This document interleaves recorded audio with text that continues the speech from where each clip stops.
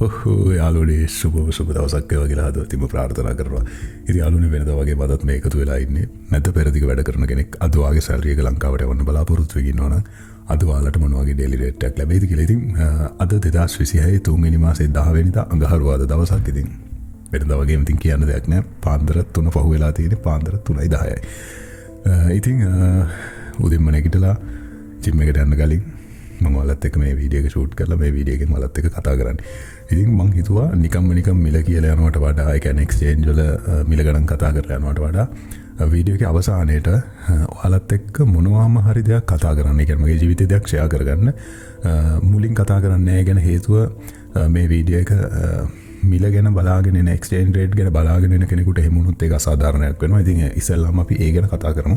කතා කරලා ඉවර වෙලා පස්සේ අපි කතා කරමු මගේ ජීවිතේ සමහර දේවල් මම ඔයාලත් එක්ක ෂෙයා කරගන්න. ඉතින් මුලින්ම අද දවසේ ඔයාලා කරන කියන සෑම සියලු දෙයක්ම සර්වපකාරයෙන්ම සාර්ථක වේවා කියලා මුලින්ම හදවතින්ම ප්‍රාර්ථනා කරනවා. ඉතින් මගේ සිංහල වල ප්‍රොනන්සියේෂන්ස් වල පොඩි අවුල් ඇති.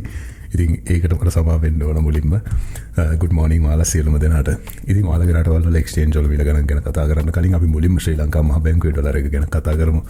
ඉතින් අද ශ්‍රී ලංකා මහ බැංකුවේ ඩොලර් එකක් ගැනුම් මිල විදිහට සඳහන් වෙන්නේ 307.40ක් විදිහටත්. ඒ වගේම විකුණුම් මිල විදිහට සඳහන් වෙන්නේ 314.98ක් විදිහටත්. ඒ වගේම මැද පෙරදිග ඩොලරයක් අද සඳහන් වෙන්නේ 311.47ක් විදිහටත් බලා ගන්න පුළුවන්. ඉතින් දැන් අපි කතා කරමු ඔයාලගේ රටවල් වල එක්ස්චේන්ජ් වල මිල ගණන් ගැන.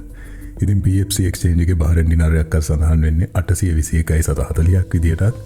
නිකමට හරිවා බහරෙන් ඉඳලා වගේ සල්ලි එක ලංකාවට යවනවා නම් වැඩිම එක්ස්චේන්ජ් රේට් එකක් දෙන වෙනදා වගේම වයිස් කියන ඇප්ලිකේෂන් එක කරා ඒ 825.1ක් විදිහටත් XC ඇප්ලිකේෂන් එක කරා ට්‍රාන්සැක්ෂන් එක කරනවා නම් එයාලා 826.12ක් විදිහටත් සඳහන් කරලා තියෙනවා.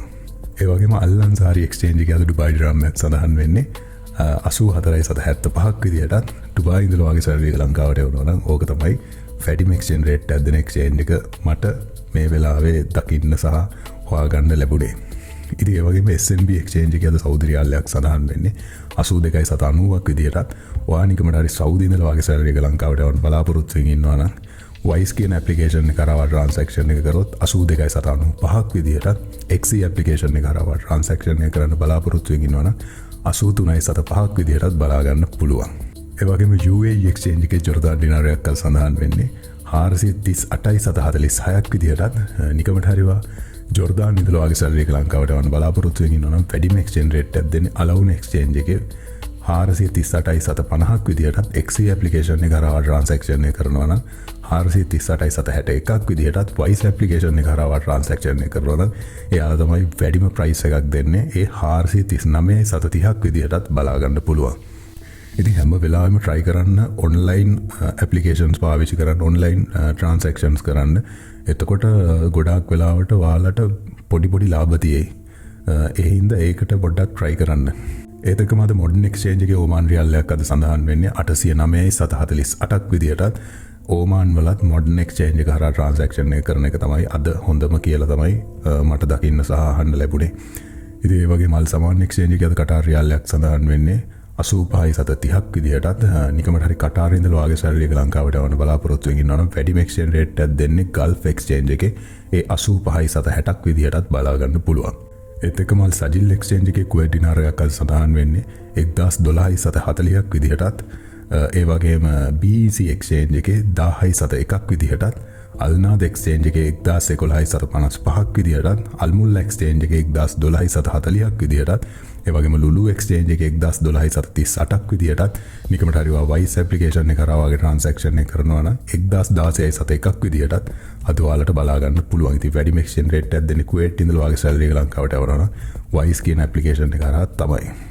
ඉතින් යාළුවනේ ඔයාගේ වටිනා කියන සැලරි එක හැම වෙලාවෙම try කරන්න රුපියලක් හරි 750ක් හරි වැඩිපුර දෙන එක්ස්චේන්ජ් එකක් කරා ඔයාගේ ට්‍රාන්සැක්ෂන් එක කරන්න. මොකද ඔයාලා සහ අපි හරි අමාරුවෙන් පිට රටක ඉඳලා හම්බ කරන්න. ඉතින් ඒ නිසා හැම වෙලාවෙම කම්පෙයාර් කරලා බලන්න හොඳම එක්ස්චේන්ජ් රේට් එක වැඩිම එක්ස්චේන්ජ් රේට් එකක් හම්බෙන්නේ මොකෙන්ද කියලා. ඒ වගේම සර්විස් චාර්ජ් එකත් කොච්චරක් යනවද කියලා කම්පෙයාර් කරලා බලන්න.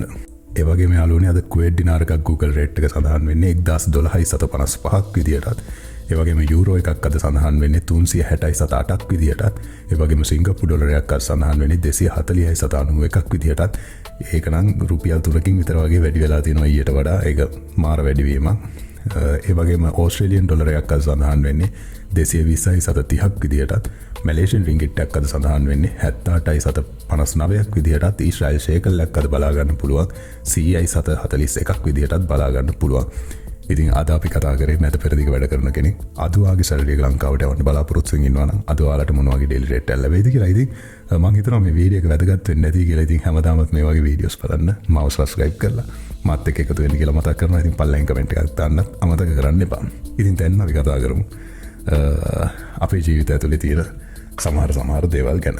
ඉතින් නිකමට හිතන්න ඔයාගේ ජීවිතේ ඔයාට අවස්ථාවක් හම්බෙනවා ආපස්සට ගිහිල්ලා ඔයාගේ වැරදිච්ච තැන් හදාගන්න.